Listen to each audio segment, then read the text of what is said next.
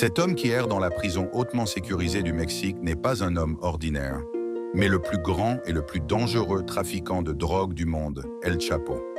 Des caméras de vidéosurveillance spéciales ont été installées dans sa cellule et il est surveillé 24 heures sur 24. Il n'y a ni lucarne ni fenêtre dans sa cellule. Il n'y a qu'une douche dans un coin. Curieusement, malgré tant de sécurité et de surveillance, El Chapo se dirige vers la douche et n'est plus vu par le personnel de sécurité.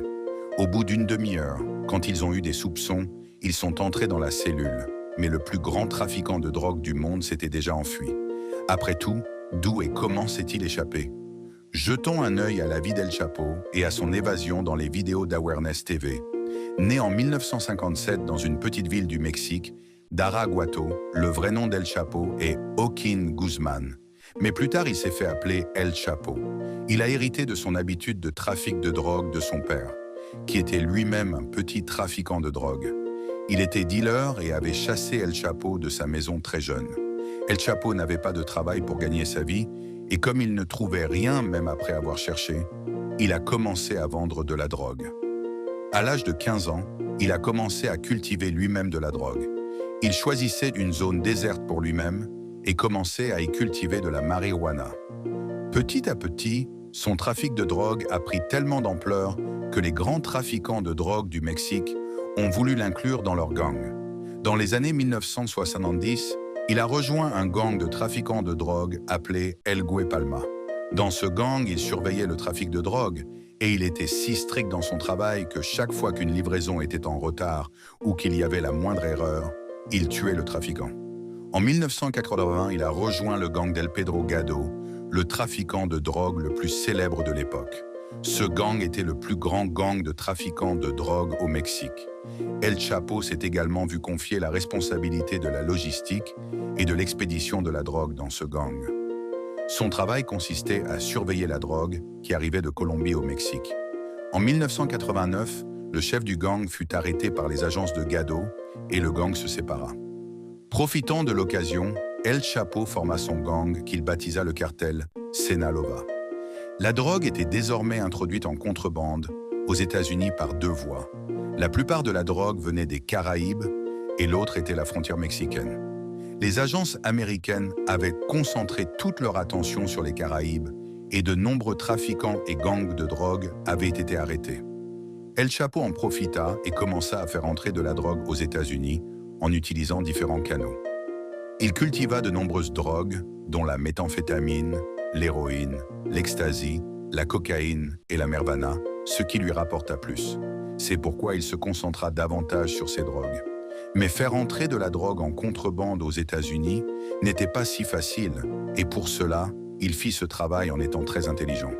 Au début, il faisait passer des drogues qui ne sentaient pas très fort, comme la cocaïne, en les cachant dans des extincteurs, des boîtes de piments ou des jantes de voiture, que même les chiens renifleurs ne pouvaient pas détecter. Mais le problème était que, à part la cocaïne, il n'y avait pas de drogue qui pouvait être introduite de cette façon. C'est pourquoi il a adopté une méthode qui est devenue son identité, les tunnels. Il investissait des millions de dollars, engageait des experts et construisait des tunnels sous terre dans lesquels il y avait un système complet d'électricité et de ventilation. C'est par ces tunnels qu'il a commencé à faire passer de la drogue aux États-Unis. En 1990, les agents du FBI ont été surpris lorsqu'ils ont découvert le premier tunnel d'El Chapo. Ce tunnel mesurait 90 mètres de long et était entièrement équipé d'électricité. Le tunnel débouchait dans une maison qui était autrefois la planque d'El Chapo, et en cas d'urgence, il pouvait également s'échapper par ce tunnel. El Chapo connaissait toutes les règles de ce commerce, c'est pourquoi, malgré tous ses efforts, il n'a pas pu être attrapé. En novembre 2010, un autre tunnel a été découvert à Otay Mesa, dans lequel se trouvait une installation similaire. Mais à part cela, le système ferroviaire au sol a également été détruit, à cause de quoi des débris et d'autres choses se sont retrouvés coincés pendant la construction. Plus tard, de la drogue a été transportée. En 2012, d'autres tunnels ont été découverts à Tijuana et à nouveau en 2013, d'autres tunnels ont été découverts à Otay Mesa. En raison de son incroyable expertise, El Chapo et sa bande sont devenus connus comme le roi des tunnels. Il avait l'habitude de creuser ces tunnels si profonds que même les radars pénétrant dans le sol ne pouvaient pas les détecter. Il avait l'habitude de cacher l'entrée des tunnels intelligemment, comme sous la baignoire ou les toilettes. Avant de creuser des tunnels, il avait l'habitude de choisir l'endroit très soigneusement. Il prévoyait de faire la plupart de la contrebande depuis Otay Mesa, une ville de Californie située à la frontière entre les États-Unis et le Mexique. Il a choisi Otay Mesa pour 3 raisons. Premièrement, Otay Mesa était proche de 2 grands centres de transport, Tijuana et San Diego, et grâce à ces centres, il était très facile de transporter la drogue jusqu'aux agents. Deuxièmement, c'était une zone industrielle où il y avait beaucoup d'usines et il y avait beaucoup de bruit à cause des machines lourdes des usines et de la circulation. Par conséquent, il était facile de creuser des tunnels ici car le bruit du creusement était masqué par le bruit des usines. La troisième raison est le sol ici car, d'un côté de cette ville, il y a une mer qui garde le sol très mou. Donc creuser était très facile ici alors que de l'autre côté, il y a des montagnes qui donnent de la force à la terre molle et à cause de ces tunnels, Colapan était très idéal pour nous. Le 19 juin 1993, les autorités mexicaines ont finalement arrêté El Chapo et il a été condamné à 20 ans de prison, mais cette prison est également restée son bureau. Il avait l'habitude d'obtenir toutes les facilités pour lui-même en soudoyant le personnel de la prison et a également organisé ses réunions d'affaires pour pouvoir continuer son travail. En 2001, la Cour suprême du Mexique a rendu une décision, après laquelle le processus de transfert de prisonniers entre les États-Unis et le Mexique est devenu facile. El Chapo savait que le gouvernement américain l'appellerait et l'emprisonnerait à cause de son trafic de drogue aux États-Unis. Il aurait alors du mal à s'en sortir. C'est pourquoi El Chapo a d'abord prévu de s'évader de la prison mexicaine. Il a soudoyé les gardiens de prison avec 2 millions de dollars et s'est évadé en s'asseyant dans un panier à linge. Pendant les 13 années suivantes, il a continué à inquiéter les gouvernements américains et mexicains sans se faire prendre à cause de ses tunnels, de son trafic de drogue et d'autres crimes. Mais après 13 ans de dur labeur, les agences mexicaines ont découvert son emplacement exact. Le plan a été mis à exécution et sa maison a été perquisitionnée. 7 fois encore, il avait pris des dispositions pour s'échapper.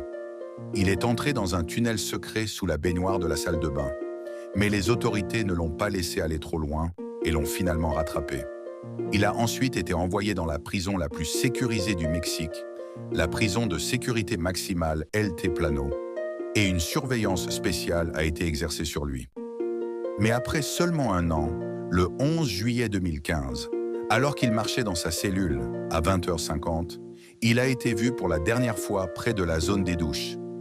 Il n'y avait qu'une zone de douche dans sa cellule, qui était cachée aux yeux de la caméra.